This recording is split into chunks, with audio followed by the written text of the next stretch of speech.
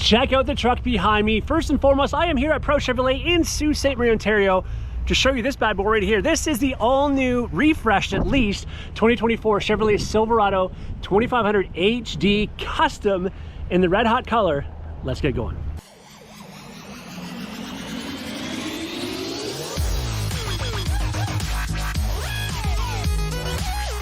All right, so here it is in the red hot color. And by the way, this is in the crew cab trim, this custom. Let's talk about some of the differences, of course, though, between the 2023 and now the 2024. As I mentioned, it's a refresh, not an overall redesign, of course, and there's going to be some differences on this compared to the 2023, the outgoing model. First of all, foremost, cosmetically, as we can see, they have gone back to the bow tie here out front. This one desperately needs a black bow tie, by the way, but they've gone to the bow tie out front, which changes the overall dynamics of this whole front grille, and I'll explain why. Because when the older one had Chevrolet emblazoned across here, it had a big chrome piece or painted piece that would go all the way through here. Now you'll notice this much more on a truck that doesn't have paint match here. It's chrome versus paint, but this piece here is cut out now. Your daytime driving light and headlights, halogen unfortunately, but regardless, remain relatively the same. However, that is where the difference comes in terms of that part of the grille. The other thing is the grille is a bit shorter because the grille used to come right down to the bumper. Now we have the paint here in between, a paint piece, a separation, and then your grille is down here. The grille used to be, again, much higher. So if you had, especially at chrome, you'd notice that way up, a lot higher, right up to the bottom of the grille. So there's a difference definitely in that front end there as well. Also the addition of the ability for fog lights here below as well, which they didn't have that before. Now, you're gonna see it does have black painted front bumpers on this one. If you go down along the side here, well, first of all, the trailer mirrors remain the same. They're not painted, and nor are the door handles. They're black, but not painted. I think they should have done that, but hey, that's just me and what I think, and I don't know. But painted rear bumper back here as well. So you have the painted black and front rear bumpers, black door handles, black mirror caps. I think kind of offsets it nice, especially if you have a white or the red as we're looking at. It's not too much red, not too much white, and then the all black, it'll look pretty nice. The custom, of course, also has the custom 20-inch wheels right there, the 20-inch aluminum wheels, looking great on this truck. And this one's got some Wrangler all-terrain AT tires on it. Now, in terms of other differences, right up here, a little bit of a redesign in terms of the front vent, airflow, whatever you want to call this, ram air, whatever. It now says Chevrolet across here, did not say that before. And then this is just a little bit of a redesign. The fins are a little more aggressive, I think, at least in the outgoing model.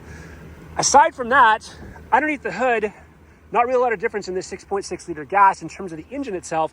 Horsepower and torque remain the same. However, this is where the big difference comes in the 6.6 liter gas right here. This now has the Allison branded transmission, meaning that this now has a 10-speed transmission underneath this truck, powering this truck, as opposed to the 6-speed transmission we had in the past. So that is going to make a big difference for many of you, depending on how you're using this truck. Now, this one does have equipped with the Z71 off-road package there as well, as you can see. Now, as far as the rest of the truck in terms of the exterior, it remains pretty much identical to the 2023 model. The side profile is absolutely the same.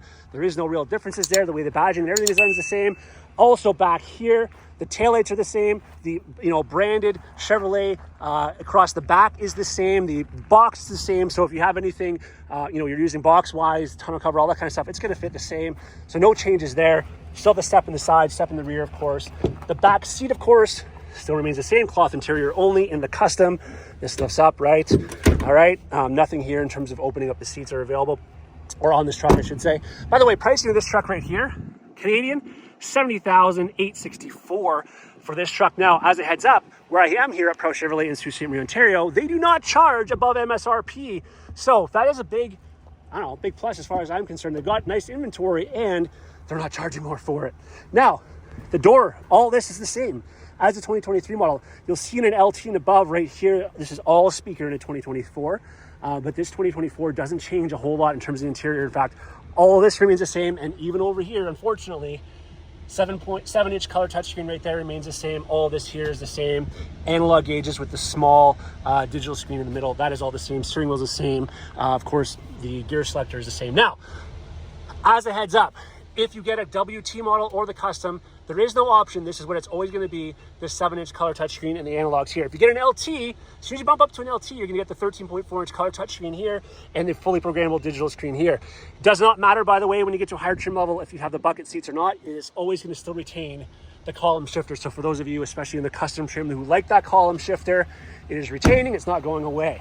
All right, but that right there is what the 2024 Chevrolet Silverado 2500 LT, pardon me, HD Custom looks like.